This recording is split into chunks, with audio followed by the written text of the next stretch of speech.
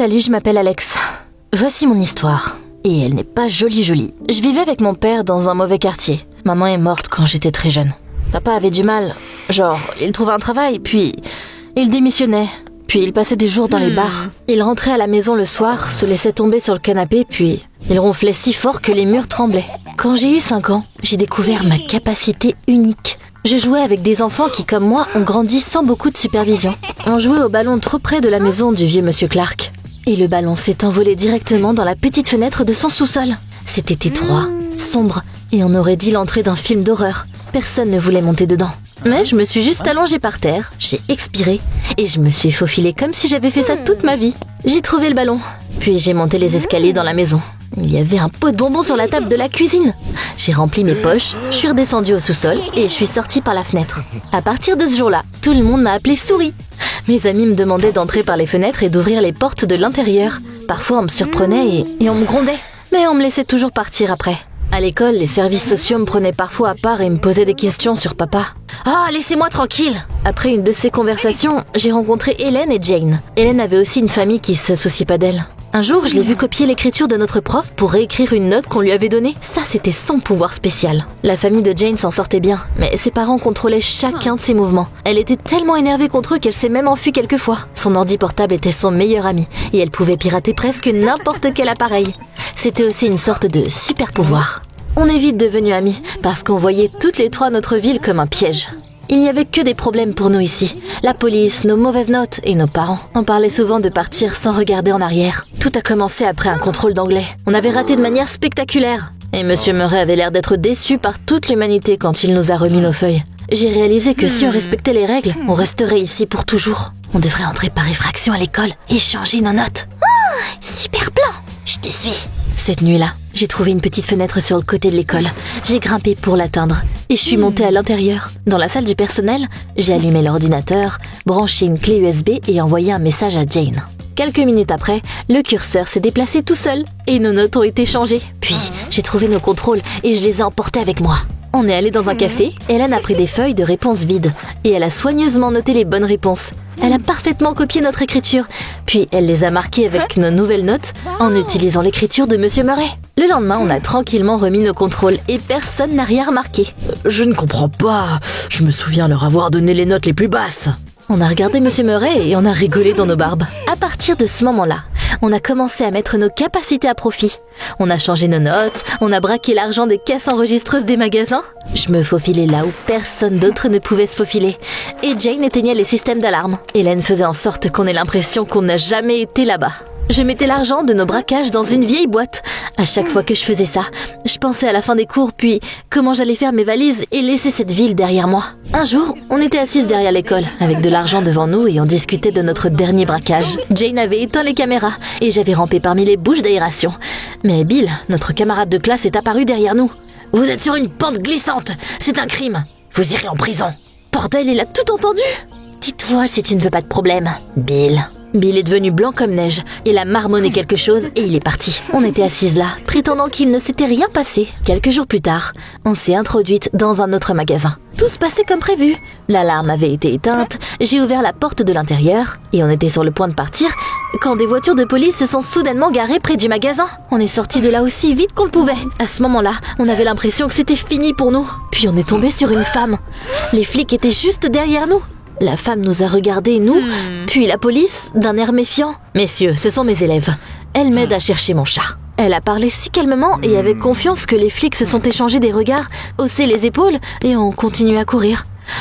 On a remercié la femme se coupant la parole. Mais elle a juste levé la main, nous arrêtant. « Appelez-moi Madame Lynch. Je sais ce que vous avez fait. » On a eu le cœur serré et on ne savait pas quoi dire. Donc, soit je vous livre à la police, soit vous me rendez un service. On s'est regardé, c'était pas comme si on avait le choix, alors on a accepté. Je veux des chaussures chères d'une boutique classe du centre-ville.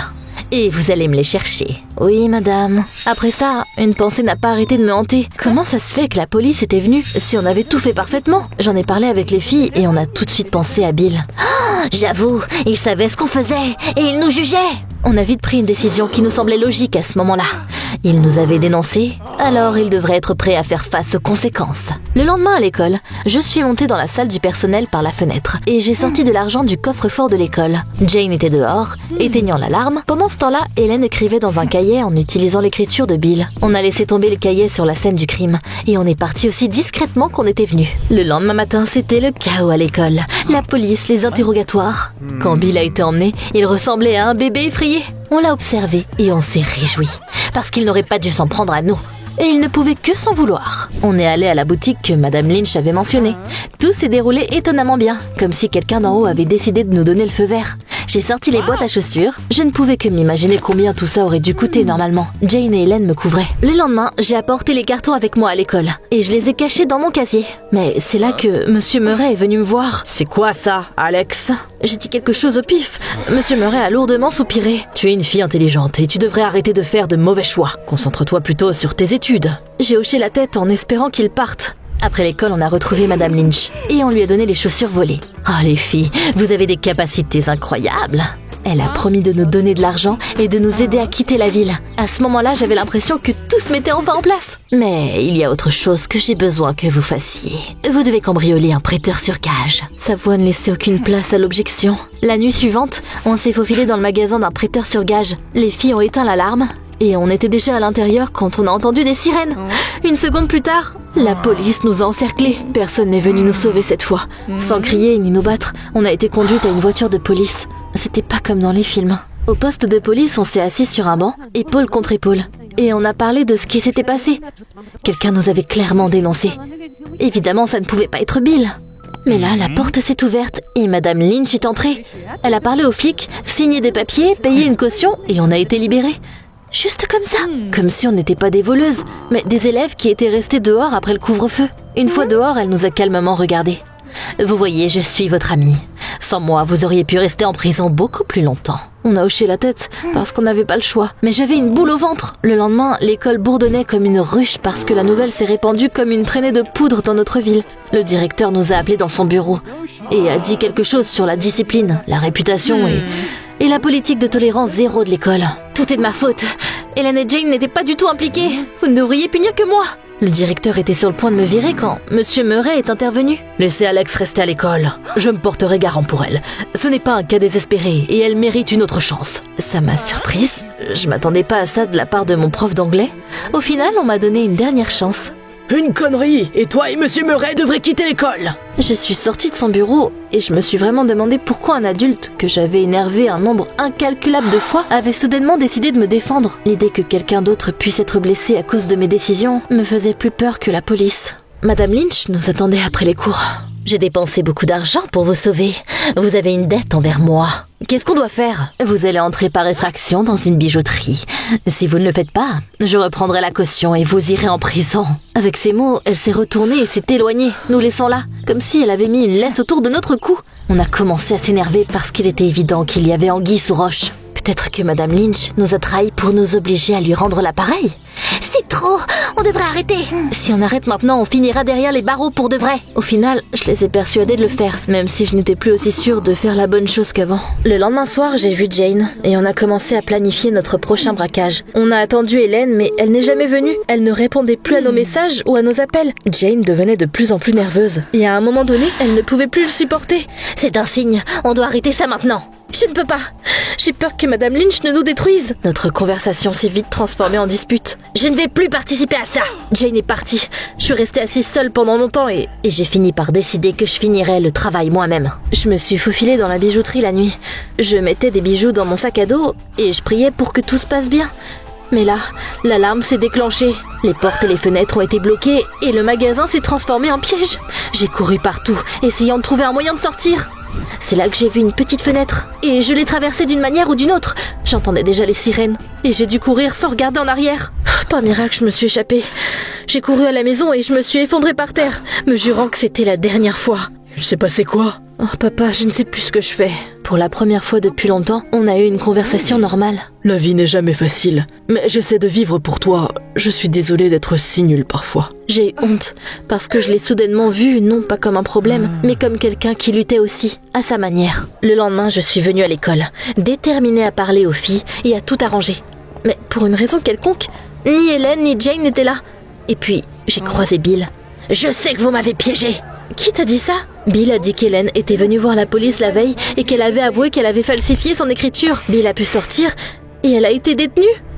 Oh non! Je me suis tout de suite précipitée au poste de police. Une fois là-bas, j'ai demandé si je pouvais parler à Hélène.